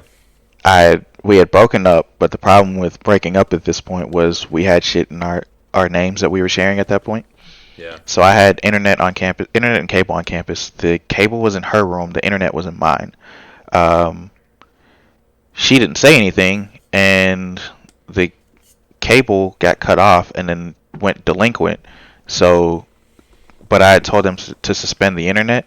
Like she didn't say that she needed the cable suspended or anything. So they came looking for $20 and sent $20, put $20 on my damn credit report. Like for me not paying $20. Like dog, y'all could have just called me over $20. Like we could have worked out $20. You didn't have to send this to whoever you send it to for that. Yeah. So that summer she has summer classes and is going through crap or whatever. And again, I'm still extremely nice. I'm still the same person. So there are still times where I'm helping her out or whatever. However, this in 2013, was it 2013? Right now we're in 2014. I missed Right. a vital part of the story. At this time, one of my roommates from college, actually, his family takes me in. Mama Stewart was having renovations at the house 2014. So it Uh-huh. is 2014 that I go back. Uh, Mama Stewart's having renovations on the house, so I don't actually have a place left to go back to because I can't get into the house. She's staying in the studio apartment that we have in the garage, so I don't have a place to stay for the summer. Uh-huh. So I talked to, and you met him, I believe, Jamal. Yeah. So yeah, Yeah. Jamal and his family are cool with me staying with them over the summer. They had their conversations about me doing like me staying or whatever, and then they ended up actually taking me in that summer as family. They are still family to this day. Um, I don't one bit feel like I'm any less of a son to them as Jamal is. Um, but that's still further. It's 20 minutes from now ish. Yeah. So I move in with them for the summer of 2014. I'm still helping the girlfriend out at school for stuff, Your and ex-girlfriend at this point. yeah, ex-girlfriend at that point. And got fired from Wild River Country because I basically told this girl that they were pimping her out, basically. So uh, they ended up taking me back as a lead because they were like, we're not doing cash control anymore. Basically, the new owner was like, I don't want you counting all my money. So they put me in food as a lead in food services. Well, like 2 weeks in, I found out that one of the girls, she was like 16, 17 years old, was a supervisor for admissions, but she was only getting paid minimum wage. And I was like, yo, you do know the supervisors are supposed to make $12, right? Like that's their policy, not anyone else's. Like you have that position, you should be paid that money. Well, she goes back and tells them that they'd say that I shouldn't have been down there fraternizing with her anyway, Oh, and did they they let me name go. drop you? Did she name drop Yeah, you? she name dropped me. So, um, they basically took me out. They were supposed to take me off the schedule for 2 weeks, but ended up just never putting me back on the schedule. Wow. So it was a tactic so that they so that I couldn't claim unemployment through them, off of them, or wrongful termination or anything. So they just took me off the schedule indefinitely. Technically, I still work for them. Like I never got terminated. I just so I should still be on someone's payroll, on someone's schedule. I'm sure. I don't know the rules Yeah. for that, but that's when I ended up working at the movie theater. The summer of 2014 was a wild time for me, mostly because of the fact that I was basically a gigolo that summer. Yeah, I remember that. Almost Uh, every week, somebody new. that's that's how I had to pay my bills, man. Some of my bills had to get paid because the movie theater wasn't doing it for me. They weren't giving me But enough also, hours at you the were beginning. you had always been in like a relationship Yeah, up to this point, and so you never really had a time, I guess, to like go wild. And this is this was the and start of it. Yeah. So this at this sure, point, it was like it wasn't like I wasn't like a sex worker or anything like that. It was more like I'm a nice piece of eye candy that you're gonna take to this date or whatever on this date or something, or get a free meal. yeah, give a free meal or take to this dinner because you want to show off to your peers or whatever. So it was like a lot of uh, employee parties type stuff or whatever, and I was just Uh, the sidearm piece of do candy. you regret any of that stuff, or do you feel like it was detrimental to No, your I development have during that no time, or regrets. It was so you're able to like sort of isolate the actions from yeah, from of whatever course, you were going through? yeah. Interesting. Um, Anytime that I talked to my ex girlfriend, then uh, I would still get angry, but I was able to like you said, isolate those situations from what I was going through in my personal life and what I had gone through in my personal life. Yeah. Uh, by the end of that summer, uh, I went back to school. Everything was everything, and went back to school, and that's when the whole phase started. Uh, I I'm not the most proud of this, but Oh I mean, goodness. it was a whole phase for the ages. We're not going to go in detail with any of Yeah, this. we don't have to. Um, there, the for any of you the listeners out here who would like to start a hoe face, just be honest, man. Just be honest. That's all I had going for me was honesty. I Um, don't think that's an arena that I'm trying hey, to you said discuss man in in the this arena. This It is true, I guess. I guess, he didn't yeah. say which arena. If Fair enough. you Fair gotta let enough. them pick and choose.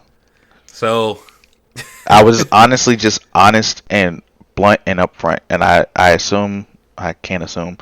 I'm pretty sure that that's attractive to women. Had to be because it wasn't like I was, struggling. Um, but that was the semester. That was the semester that the ex-girlfriend was graduating or whatever and going. She moved mhm. on to graduate school So to get her this is master's. This is fall of fall 2014. 2014. Yes. Okay. Um, November 2014, right after Thanksgiving, is when there was a second attempt on my life. Um, By yourself. yep. Uh, by this point, I found out that my whole phase backfired. Somebody, I guess I didn't wrap it up, or I don't exactly know. Uh, Soldiers were marching, and they had reported for battle. We'll leave it at that. I also found out What in that the I world? had an STD, and Okay. I yeah, remember this conversation. Okay. yeah. So you had a scare. Two Uh, scares. it wasn't a scare. It was Or actual. yeah, okay. Yeah. So, and then found out I had an STD. It sounds funny when someone's like, thank God it's just chlamydia, but legitimately, thank God it was something I could get rid of. So, um, So you're clean now. yeah, Yeah. man, Okay. it's been Just a I'm long, doing that long for your time. benefit in For case my any benefit, no one else is any coming looking future for me. in case any future, Man, that was 2014. ladies If I are. didn't clear that up in 6 years, I think something would have I'm fallen just off by now. saying. I'm just saying. Folks, So he's good. I found He's out all not in of his whole that phase anymore. on the same day. Oh, Uh, so that was pretty crushing, and I ended up skipping my RA meeting that day to uh, handle all this? to Or try and handle all of it. uh-huh. And because I skipped that meeting, that's in large part of why I ended up getting fired from my RA job because they were like, "Oh, you had to be at all of these," and I was like, "Yo, here's what's going on here." They fired me because they were like, you seem to have a lot going on, and then you missed that meeting, so we're gonna let you figure out life." And I was like, "Really? This is what you're gonna do?" They actually told me on my birthday they were firing me. Oh my goodness. Well, no, not firing me. We had the conversation that they could potentially fire me. They fired me on like the 24th or something, 26th. It was right around Christmas. December? Yeah, Oh my but they did gosh. it to. They sent it to me in my student email. We're on winter break. You're not Like, shaking it. I'm not checking that email. So I get back from school, from the break, and that's how I found out I was essentially homeless because they were like, "Yeah, you have to move out of that room and go where." They were like, well, we could put you in here with one of these other rooms and consolidate you with someone. It's like, you're gonna consolidate me in the same residence hall where I was just the RA, and you think that's gonna be okay? Yeah, no. You just essentially made me homeless for. I could have found a place to live off campus, but you guys hoed me. Anyway, So so what'd you end up doing? ended up. I got basically forced into moving into the village apartments on campus, the Okay. campus apartments or whatever. But the second attempt on my life was, like I said, I received all that news the same day, skipped that meeting, and went and got high as hell. I high as a kite. Had you Um, gotten high before? Before, yes. Before that's like I'd been high before, but it'd been a super long time. The first time I had ever gotten high, I was in the fourth grade. Gotcha. Well, Wait. I What? figured that would catch you. Yes, I was waiting for it. Wait. The fourth grade. Oh. Yeah. Oh shit. Okay. My cousins were smoking and Oh, okay. contact high, and then like after the contact high, they started handing it to me, Oh my and gosh. the only thing I remember from that experience was SpongeBob laughing a lot. I Are you wanted sure that was Fruity SpongeBob? Pebbles. I'm positive it was SpongeBob. I was watching SpongeBob. I wanted Fruity Pebbles, and the room was spinning, and I just wanted to sleep. That's all I can remember. Anyway, so I got hella high with this other girl, and that was just that day. And then the next day was my birthday. Uh, no, the next week was my birthday, and You know, that's I when I remember found out this I almost got time fired. because I remember I had just got an Instagram like earlier that year, and I remember I had added you, and I remember you posted a picture of yourself around your birthday, and that picture has always stuck in my mind because I was like, Sam looks like he's going through stuff. Like honestly, He looks like like he's going through. I was like, through something's going on with Sam. Like it made me worried. I was like, I need to connect more with Sam. I have no idea which picture it is. I'll show it to you So, after this, but um, so all of that happened. Within a 2 week span. One girl miscarried. The other, I don't know if it's my business to say, but I haven't name dropped. So, one girl was pro-choice. I guess that's a fine way of putting it. okay. So she So exercised that right. yeah, she exercised her right. Yeah. And that was the end of that. And after that, I was on a straight narrow path to getting the hell out of college. Yeah. So this is my first semester. That was my first semester of senior year. Second semester, I'm in the village apartments. Um, I was homeless for a good 3 days because they didn't tell me like, "Hey, we fired you." So Yeah. got forced to the village apartments, and then, like I said, just ended up. uh, Again, favor isn't fair. Because of all the things that had happened, I had basically been fired I had been fired from all of my jobs by the time my spring semester of senior year happened. I had Mhm. quit football because I went to school to get a degree, not to go to the NFL. It was a D2 college anyway. The likelihood of going from there, unlikely. I only know two people from that school that had an opportunity. Three now. Um, Sure. So it just wasn't it wasn't a thing that I was chasing. It wasn't a dream or aspiration of mine. Honestly, it was just a way to pass time. So by that point, I had quit football. I got fired from being a PA because I missed some telecounseling. I was supposed to make phone calls. I got sick as shit, literally, and started puking and shitting everywhere, and went back to my room instead of going back to go make my phone calls. And they were like, "Yeah, well, we experienced this problem with you last semester. We're not going to do this again. I'm going to have to let you go." I was like, "All right, cool, whatever." Didn't even try to fight her. Um, got fired from being an RA. So it was like I had nothing but time and opportunity on my hands. So I went and got a work study job with the Office of the Registrar, who I found out later had beef with the Office of Admissions. Like, I went from one side of the Office of Admissions is where the job was. The Office of the Registrar had beef with the Office of the Admissions, and I became the main petty person. Like they used me to be petty for Oh my god. everything, and it was like, yes, I love this job. Thanks, guys. So I still keep in contact with them, and they've still been pretty cool with for me.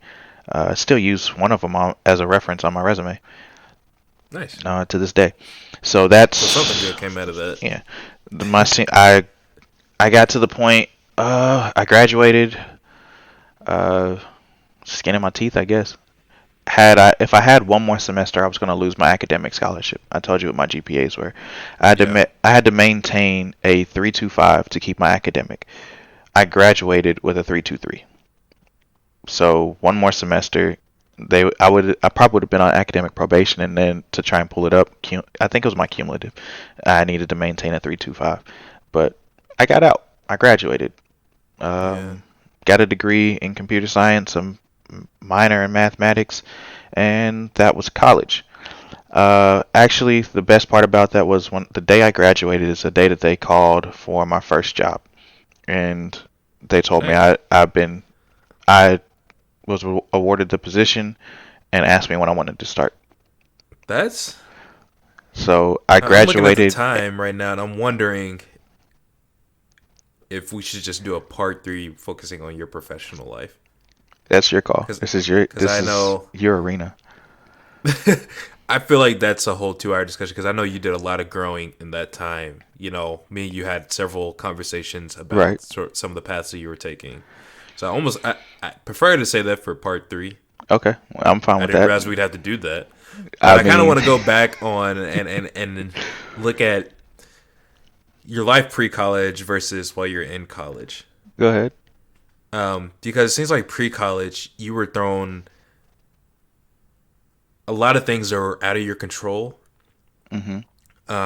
And you're just kind of dealing with that. And then in college, you're still dealing with some things that are out of your control, but also seems like you were in a lot of situations that you didn't weren't well equipped to handle, Correct. perhaps. Like living with your girlfriend, sort of dealing with that aspect, and then also just in school with some of your jobs.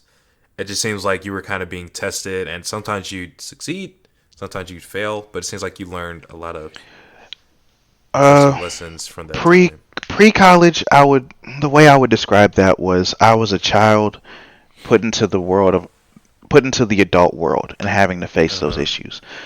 For the times in college, I was a young adult forced to not necessarily forced, but I was a young adult without the tools necessary to combat the situations that I was either putting myself in or getting thrust into. Um,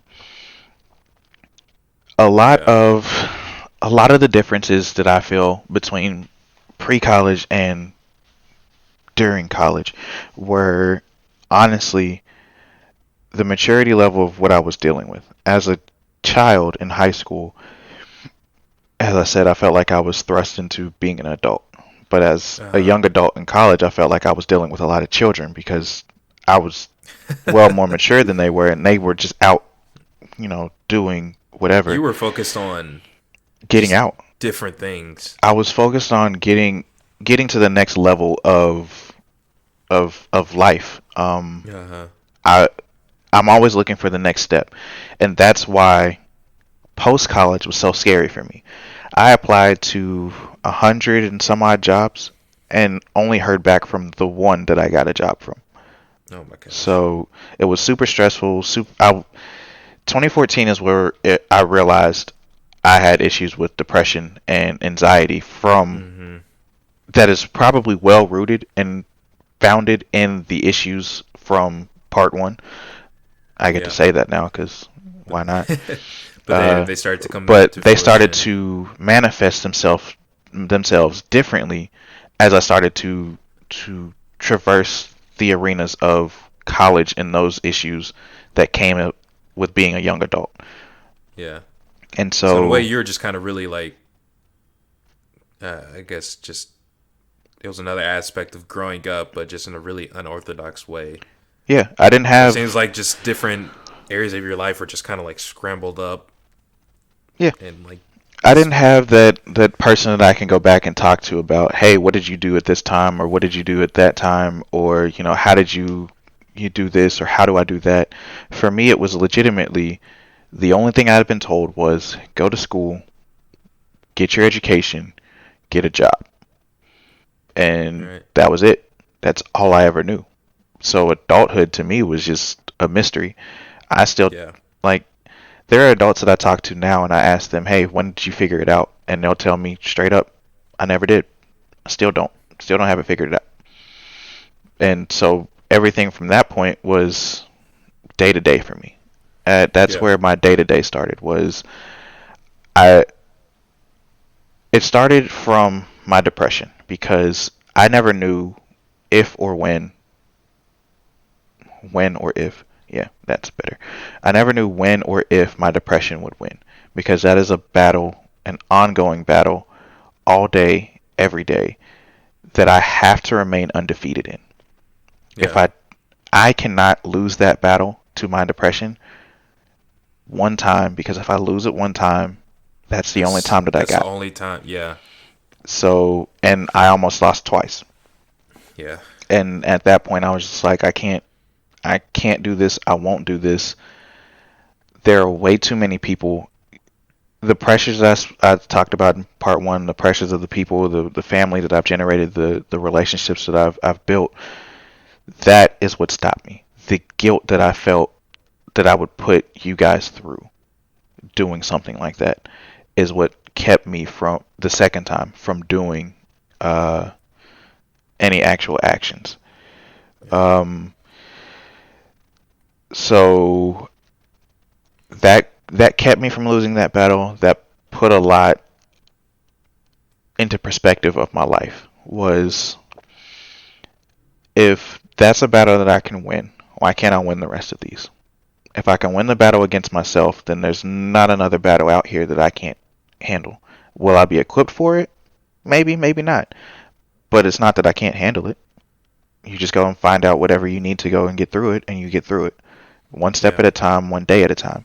And so I tried my best up until that point to just legitimately never look further than the day that I'm in because you're not promised tomorrow.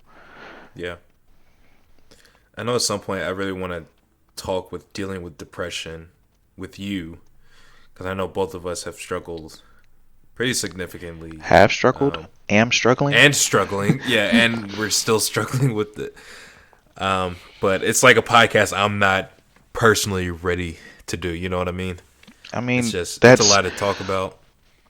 there's a lot to It's a talk lot. about. There's a lot that you have to be willing and able to allow whoever your guest is at that time, as well as your audience, into the Yeah, deepest, to darkest get insight. abyss Yeah, of where you were, where you are, and what was going on. yeah. And if Especially you're because not, it's like a lot of the folks who will be listening to this will be hearing this story about me to that detail like for the first time because it's like besides my parents and like you and my therapist and my sisters, it's like nobody really no one has the knows. entire picture. Yeah, I don't even have um, the entire picture. I don't. We haven't discussed everything in its yeah, entirety, but yet and still, we'll get to that point when we get to that point. yeah, That's I'm comfortable talking about mine and speaking about mine because one, I know that there's nothing that any of you could do to change anything that's going on with me. That is in my mind. You can help push me to a point where I'm okay enough to be able uh, to combat it, but at the end of it, that battle is still mine. sure. So, at, S- sometimes you get over it, s- sometimes you don't. My approach to it has always been different. You went to Yeah, therapy. I just started ignoring shit. I'm still trying to talk you into at least going again, Man, that costs money. but okay, another conversation for another time. That But actually, you're talking about how it's your battle, and this is something that I've been kind of like thinking about it and just kind of exploring this in my own life and how I deal with things and watching all this stuff about self improvement and dealing with other people about their stuff who I won't name drop right now. But these up to this point, you're like what, like 22, Hmm. and just graduated college, and looking back, putting yourself back in those shoes and like looking back at your past 22 years and all that you faced and how 99% of it was out of your control. Do you blame anybody?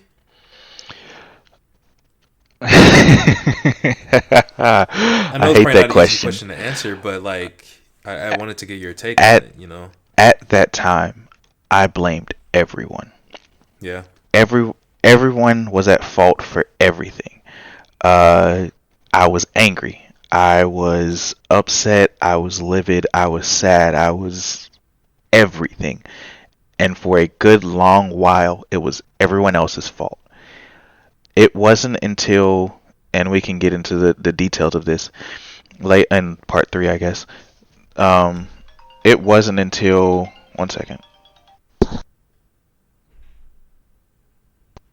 I think his phone just rang That, for yeah, us. that's my sister. This is our time that we usually talk. Oh, okay. Overlapped. It's fine. I just texted her and told her I'll call her later. Um, so it wasn't until I lost my first job that I started realizing that I play a role. I have to own up to my role in these things as well. Um, and I did that a lot of reflection on my past and tried to find where I could have been held at fault. Um, for a lot of events, I don't see where I could be at fault. I don't see how I played a role in being homeless. Like in Mm-hmm. high school, there's nothing I could have done to make any of that any better. Um, I could have done things differently to, you know, uh, to avoid some of the situations that I've been placed in, maybe, or how I handled some of the situations after. But there's nothing I could have done at that point. For the even this part of the podcast where we spoke about the relationship, during that time, I was still reflecting on how could I be held at fault for this. My fault in that was I wasn't available. Mm-hmm. I wasn't. I played a role in that. I played a role in allowing those things to occur simply because of my availability. Yeah. And a lot of that could have been, I feel like a lot of that could have been worked through just simply based off of communication. And personally, I feel like in a relationship, communication and comprehension, those two are hand in hand. So we can communicate like we are currently and have a conversation all day, but unless you understand where what it is I'm saying and where it is I'm coming from and comprehending that, like Yeah. that part of the Nothing's getting done. nothing. And so a lot of that could have been handled through conversation, communication, and comprehension of here's why I'm doing so much, so that one, it was so that I didn't have free time. The more free time I have, the scarier it is for me being in my own head, especially after the event in April of me being in Yeah. my own head and spending that time in there with myself. I'm as difficult as this may be to understand for some, I was pulling myself in my head down to a level that my inner self was better equipped to handle than I was going into that dark place in my conscience. Interesting. We're definitely gonna have to explore that another time. So, yeah, my conscious self was not equipped to handle my inner subconscious self. And when I drug my inner subconscious self, drug my conscious self down, that is when things started getting dark for me. Yeah. Um, I ask you if you blame other people because something that I've kind of had to really internalize is that there's this clinical psychologist. I know I've talked to you and other folks in the group about him quite a bit because he's been kind of instrumental in helping me orient myself in the world since everything just kind of went just flipped on its head since I started grad school. But one of the things he says is you have to clean your room before you start trying to change, or before you change the world. You need to basically deal with yourself. What he says is like you need to clean your room, and it's kind of taking the ownership off of what other people can do for you, and instead looking at what you can kind of do for yourself. And kind of when I took that mindset, it really helped me really, I guess, advance in my own way. Does that make sense? Yeah. Yeah. And like also what you're talking about, it seems like there's no, if I may throw out another book recommendation, I listened to this audiobook by a former Navy SEAL named Jocko Willink. Oh, don't you dare. Is this the book I think you're talking about? I don't know. What? Not David name? Goggins. I'm No. not talking about David Goggins. No. Jocko Willink, The Extreme name. Ownership? Yes. Oh my God, that's the book on. What? I hate that book. Why do you hate it? 1 second, I'm chewing my cashews. I was gonna say I'm chewing my nuts, but I know how this podcast could go when someone's listening to it, and it's like, that's a pause moment. Don't do it. So, because of my job, there are some holidays that I get. Well, that I'm a contractor, so there are some days that the company I'm contracted to gets that I don't, and one of those was Christmas Eve last year. So in order to get paid for it, because I hadn't accrued enough time to actually take all the days that they had over the year, so I didn't have a lot of vacation, or I didn't want to use it rather. Last year, as in 2018, going into 2019, they allowed me to read a book. My manager allowed me to read a book, and that was the book. And I hated that book because it was boring. I did it as an audio book, and I just let it play. And it was like, this could have honestly have just been a 15-minute conversation if you just got to the points. Instead of giving me this 20-minute story every section, you could have just said, hey, here's the problem. Here's how it applies. Yeah, you don't have to supplement it with 20 minutes. Okay, to be fair, he has plenty of YouTube videos online that give you the whole gist of his book in 15 minutes. But the book provides a lot of supplemental stories and anecdotes and things that kind of illustrate, like, okay, this is how some things that he talks about is applied in the real world. Yeah, well, so maybe it's not your cup of tea. Maybe you're the type of person who's like, I just need to get the thesis of it and I'm good. Yep. But for me, at least, it was nice to like be able to put that on, go for a run and kind of like listen to it. But it seems like you embody a lot of what he talks about, where it's like, even when things clearly aren't your fault, I guess, when you can like nail it down to like, oh, it's not your fault, you're still like, okay, what could I have done to make the situation better? Yes. Yeah.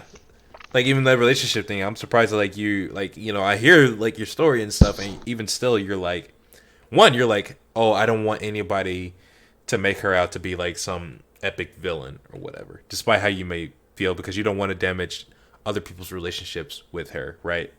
Correct. And also you're like, oh shoot, well, I kind of played a role by disconnecting from the relationship in a way that I probably shouldn't have. Mm-hmm. And I think that's just important, because that's kind of the philosophy that I've sort of gone by. I've sort of gone back and forth with my therapist about, I think she kind of understands where I'm going for, but she also cautions me about placing too much of the blame on myself. You have to be able, you have to be able to place blame where necessary. And I still don't think blame is the right word. I think in this case it is still ownership, because of that book. Yeah. You have to be able to place ownership where it belongs. So what role did you play? What can you own up to? What role did they play? Place whatever ownership that they can have onto them, and then everything else belongs to everything else. Yeah.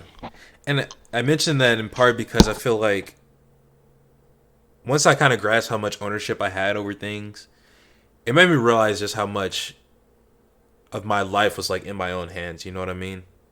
It's like, oh snap, this chisel in my hand, I'm able to sculpt out like 98% of my life. Maybe 2% I can't for just whatever reasons, but I have the capability to guide my own life and determine my own life, That's been a lot of what motivates me, is that at the end of the day, this is my life, and I get to live it how I choose, but I only get to live it once how I choose. Yeah. And So part of so, that ownership is just owning up to like, hey, I messed up yeah, in this. I do that every So day. Every single day, there's I a balance reflect on because my you gotta day. be like, you have to still remember things that you did well and things that like you have to tell other people like, hey, this how you did me in this moment was not right. Hmm. So I recently had to do that with somebody, and it felt Perfectly really good. balanced, as I all was things like, should be. hey, what you said to me was not cool, and I'm putting my foot down. The And you understand. Bigfoot! The big curb stomp. No. Almost stomp him in. Perfectly Oh man. balanced, like all things should be. Yeah, had to go straight Thanos. Yeah. I don't know. Like, As I sit here and try and balance something on my finger while talking about it. Did it. But yeah. So that hey, was part two. This is, I guess, to get out of this is how, in general, because this is honestly, that was the darkest time of my life. yeah, Um, it kind of goes uphill from there. yeah, absolutely. Even though you But still struggle with some stuff, but to tie that back into your original purpose of optimism in the face of adversity, this is, like I said, that is where my faith kept me, but also yeah, is when I challenged my faith. challenge. Yeah, because you're Um, like, why are all these things happening to me? I don't yeah, understand. I've already been and through so much. it was, why are all these things happening to me? I've been through so much, and why are all these things happening to me right now in this domino effect? So it was like Yeah, one event happened, and then everything kept happening right after that. And it was like, what is going on? yeah. And not only that, but also because of like, why isn't this happening to other people? Like, and so at that point, it was like, why? No one else around me seems to be struggling. Right? One, Yeah. but at the same time that it seemed that no one else seemed to be struggling, it was also like a realization that every individual person has a life outside of my conscience. So I'm not in your head. I'm not living your life. You've been through your own events that I will never Yeah. experience.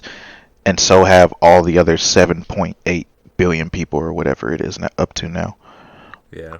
So all of Everybody has that their own realization. story. So to keep me positive and keep me optimistic in that was, again, what was my challenge?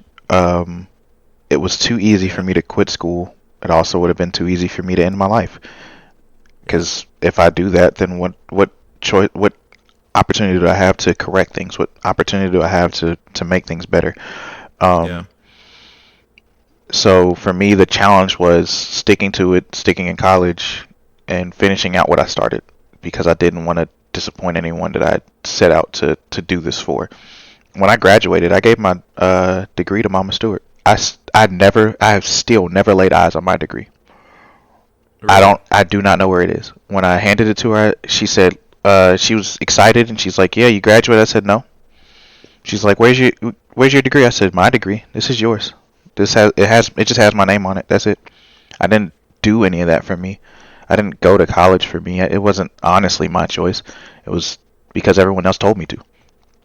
And Yeah. so I handed it to her and was like, "This is yours. It just has my name on it. Do what you will with it." I have no idea what my degree is.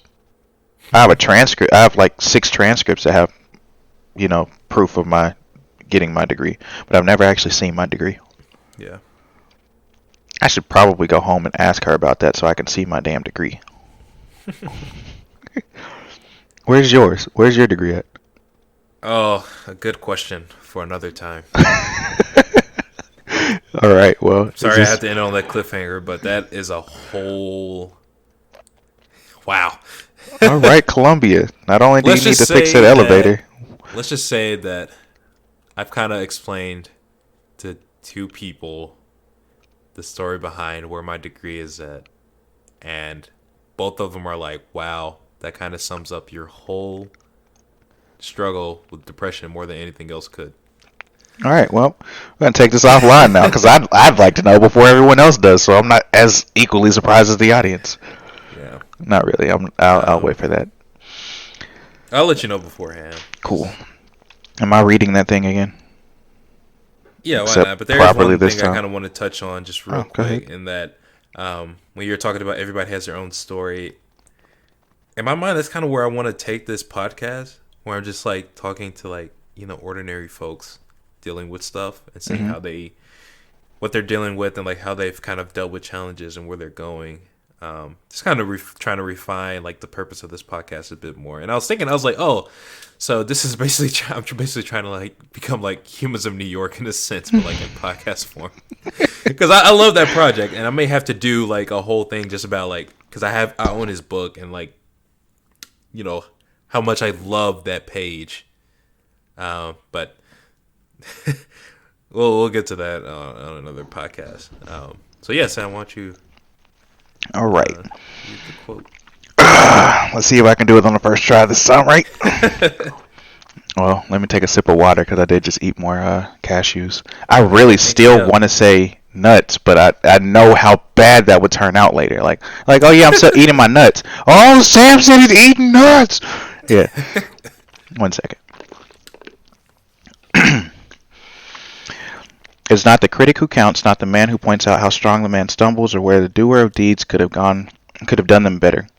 The credit belongs to the man who is actually in the arena, whose face is marred with dust and sweat and blood, who strives valiantly and errs, who comes short again and again, who spends himself in a worthy cause, who at the best knows in the end the triumph of high achievement, and who at the worst, if he fails, at least fails while daring greatly, so that his place shall never be... Wow. Sorry, I got a text message in the middle of that. Shall never be with those cold... I just want to read this straight forward one time. Will never be with those cold and timid souls who never know victory nor defeat. The man in the arena, Theodore Roosevelt. Next time I'm going to get through that with no problem. I feel like this is just going to be a reoccurring thing.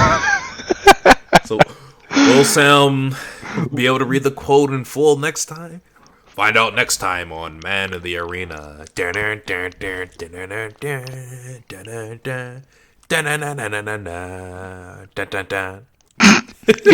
Okay, even the song. All right. All right. Catch you next time, folks, for part 3 of Sam's story.